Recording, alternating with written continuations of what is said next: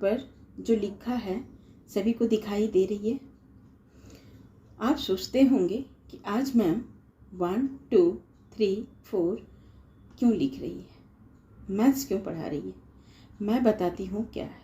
बहुत ही साधारण है, ध्यान दीजिएगा। 1 2 3 4 5 6 7 इन्फिनिटिव, डिजिट की सीमा नहीं है। ये क्या है? ये है नंबर, जिसे हिंदी में इसे संख्या कहते हैं। वचन का अर्थ होता है संख्या। संज्ञा, सर्वनाम, विशेषण तथा क्रिया शब्द के जिस रूप से उसकी संख्या का पता चले वह वचन कहलाता है। Good morning all of you. कैसे हैं आप सभी? अपनी ही कक्षा में मैं आप सभी का स्वागत करती हूँ। आज हम लोग जो चैप्टर पढ़ेंगे वह है वचन। किसी भी संख्या को पता करने के लिए हमें वचन की परिभाषा को जानना जरूरी होगा। तो आइए परिभाषा की ओर देख लेते हैं। साधारण शब्दों में हम कह सकते हैं कि शब्द के जिस रूप से एक या अनेक का बोध हो उसे वचन कहते हैं। आइए एक एग्जाम्पल को ले लेते हैं। जैसे हमने ब्लैक बोर्ड पे कुछ एग्जाम्पल लिया है कुछ पिक्चर के थ्रू। ये है पुस्तक। यहाँ आप देख पा रहे हैं इस चित्र में हमें क्या दर्शाती है। अकॉर्डिंग टू डेफिनेशन कि एक पुस्तक है और कहीं वहीं एक से दूसरी जगह अधिक पुस्तकें हैं, राइट। तो एक से अधिक है तो पहला एक है पुस्तक अगर है तो यहाँ क्या है? पुस्तक है, सिर्फ पुस्तक हो रहा है। लेकिन अगर हम एक से अधिक है तो क्या हो रही है? पुस्तकें लिखा हुआ दिख रहा है। तो जो एक से अधिक हो उसे ही हम वचन कहते हैं। एक पुस्तक है तो पुस्तक है, अधिक है तो क्या हो गई? पुस्तकें। देखा? तो इसी तरह, इज दैट क्लियर? समझ में सभी को आ गई? आगे बढ़ें। बहुत इजी चैप्टर है। अब बारी आती है वचन के भेद। सभी को वचन का समझ में आ गया डेफिनेशन? चलिए, वचन का भेद है काइंड्स ऑफ नंबर। हिंदी में वचन 2 प्रकार के होते हैं। यहाँ हिंदी में क्यों लिखा? हो सकता है यहाँ हिंदी हटा भी सकता था, लेकिन इसलिए लिखा कि संस्कृत में जो है वचन 3 प्रकार के होते हैं, इसलिए यहाँ हिंदी को खास तौर पे बुक्स में दर्शाया गया है। तो हिंदी में सिर्फ 2 वचन होते हैं। कौन कौन? एक वचन और बहुवचन। एक वचन जिसे इंग्लिश में सिंगुलर नंबर कहते हैं और नेक्स्ट है बहुवचन। बहुवचन को इंग्लिश में प्लूरल नंबर कहते हैं। अगर संस्कृत में पढ़े होंगे या संस्कृत होती तो एक क्या होती? वहाँ द्विवचन होता, राइट। जानते होंगे आप लोग, पढ़े होंगे तो। द्विवचन है। एक वचन का शाब्दिक तौर पे देखा जाए, एक वचन है तो सिंगल है, सिंगल से ही सिंगुलर बना है, तो जाहिर सी बात है सिंगल है तो सिर्फ एक का बोध होगा। अगर एक से ज़्यादा होगा, 2 है संस्कृत में तो 1 से 2 है, द्विवचन हो गया। अगर थर्ड कहता है नंबर, बहुवचन है तो 1 से 2 से भी 3 से भी ज़्यादा, यानी अनगिनत, राइट। तो अब एक वचन किसे कहते हैं? आइए डेफिनेशन की तरह देखते हैं। शब्द के जिस रूप से एक ही वस्तु या प्राणी का बोध हो उसे हम एक वचन कहते हैं। क्या कह रहा है डेफिनेशन? जब शब्द के, किसी भी शब्द के जिस रूप में एक वस्तु या प्राणी का बोध हो उसे हम एक वचन कहते हैं। क्या? एक वचन, सिर्फ एक ही होगा। यानी इसका मतलब है, एग्जाम्पल को जैसे पुस्तक, एक पुस्तक है तो एक वचन, कपड़ा एक वचन, बिल्ली एक वचन, लड़का एक वचन, चूहा एक वचन, केला एक वचन, लड़की एक वचन इत्यादि। इतने शब्द जो है सिर्फ सिंगल है, इसीलिए एक वचन हो गया। दूसरा क्या है, बहुवचन। हम संस्कृत नहीं पढ़ा रहे हैं इसलिए द्विवचन को इग्नोर कर रहे हैं। मैं एक बता दिया आपको। बहुवचन क्या है, डेफिनेशन में शब्द के जिस रूप से एक से अधिक वस्तु अथवा प्राणियों का बोध हो उसे बहुवचन कहते हैं। अपने डेफिनेशन में क्या देखा, वहाँ एक वस्तु था और या प्राणी का बोध है। प्राणी, मनुष्य, पशु पक्षी सारे आ जाते हैं उसमें। तो वस्तु अथवा यहाँ प्राणियों का बोध हो उसे हम बहुवचन कहते हैं। बहुवचन में ना तो डिजिट की सीमा है ना कोई शब्द की सीमा है, एक से अधिक यानी कितना भी हो सकता है, राइट। जैसे वहाँ सिंगल था, एक वचन था तो सिर्फ पुस्तक था, लेकिन अगर यहाँ बहुवचन का हम प्रयोग कर रहे हैं तो यहाँ क्या हो गई, पुस्तकें। कपड़ा था तो कपड़े, बिल्ली, बिल्लियाँ, बिल्ली स्त्रीलिंग है इसलिए बिल्लियाँ हो गई, बिल्ले तो नहीं होंगे ना। लड़की, लड़कियाँ, लड़का, लड़के इत्यादि। इस तरह करके जैसे मूर्ति, मूर्तियाँ, केले, केला था एक वचन तो केले। अगर एक से एक केला है तो सिंगल बोलेंगे क्या हम, केला। वाक्य में भी हम प्रयोग करते हैं यह केला। अगर आप जाते हैं मार्केट में तो एक दर्जन से जुड़ी हुई होती है, एक दर्जन में 12 केले होते हैं, तो 12 का जो ज्वाइंट होता है तो आप क्या पूछते हैं, जो सेलर होते हैं, बनाना सेलर होते हैं, जब आप खरीदने जाते हैं एज ए कस्टमर तो आप क्या पूछते हैं, भैया केले कैसे हैं। आप ये तो नहीं बोलते हैं केला कैसे है। तभी आपको इसी से पता चलता है कि इसकी हिंदी कितनी रफ है, राइट। तो जैसे वहाँ लड़की है तो अब लड़की है एक वचन है तो यहाँ क्या हो जाएगा, लड़का था तो लड़के हो गए, क्योंकि एक से ज़्यादा। तो फील्ड में, मैदान में बहुत छात्र खेल रहा है, क्या है, खेल रहा है, लड़का है, सिर्फ एक छात्र खेल रहा है।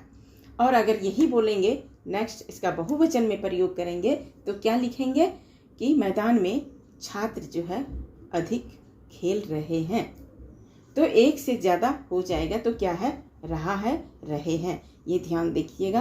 केला है तो केले हो जाएंगे, लड़की है तो लड़कियां हो जाएंगे, लड़का था तो लड़के हो जाएंगे। ये इन बातों का खास आपको ध्यान देना होगा। सभी को समझ में आ गई, बढ़े आगे।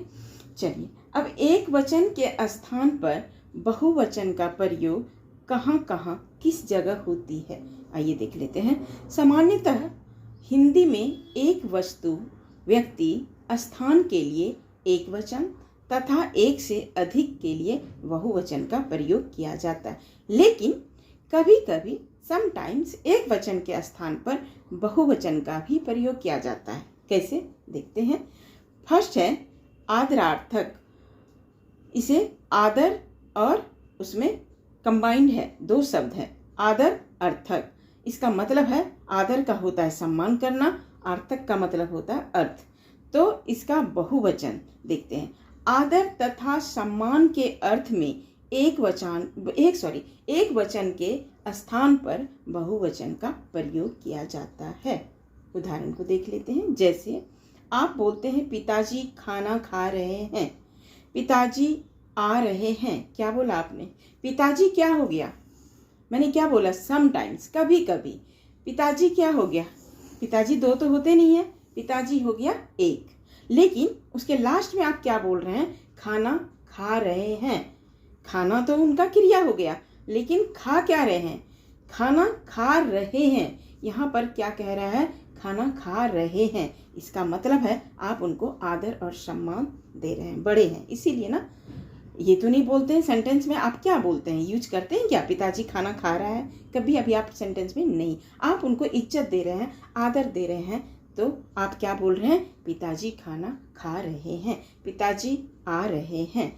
एक वचन पिताजी और आ रहे हैं क्या हो गया, बहुवचन। क्लियर है।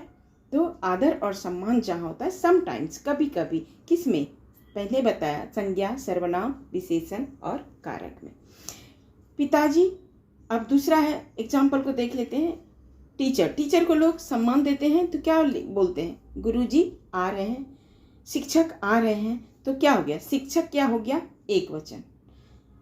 ये तो नहीं कह रहे हैं शिक्षकें आ रहे हैं, ऐसा तो नहीं बोलते हैं। तो शिक्षक क्या हो गया, एक वचन। आ रहे हैं क्या हो गया, बहुवचन सॉरी, एक से अधिक हो तो बहुवचन। क्लियर? तो ऐसे ही है। अब है नेक्स्ट लोक व्यवहार। लोक व्यवहार का मतलब क्या होता है? लोक मतलब क्या होता है? लोग, जन, जिसको बोलते हैं लोगों द्वारा। व्यवहार मतलब उसका व्यवहार उसका कैसा है, तो जो लोगों के द्वारा उसका व्यवहार किया जाता है उसे हम लोक व्यवहार कहते हैं। सिंपल शब्द में है। तो कभी कभी यह, आइए इसको देख लेते हैं कहाँ कहाँ यूज होता है इसका। कभी कभी बड़प्पन दर्शाने के लिए मैं के स्थान पर हम का प्रयोग किया जाता है और तू के जगह पर तुम का प्रयोग कर। तू क्या है, मैं क्या है, एक वचन। मैं पढ़ा रही हूँ तो सिर्फ हम पढ़ा रहे हैं ना, कोई और तो नहीं मेरे साथ पढ़ा रहे हैं।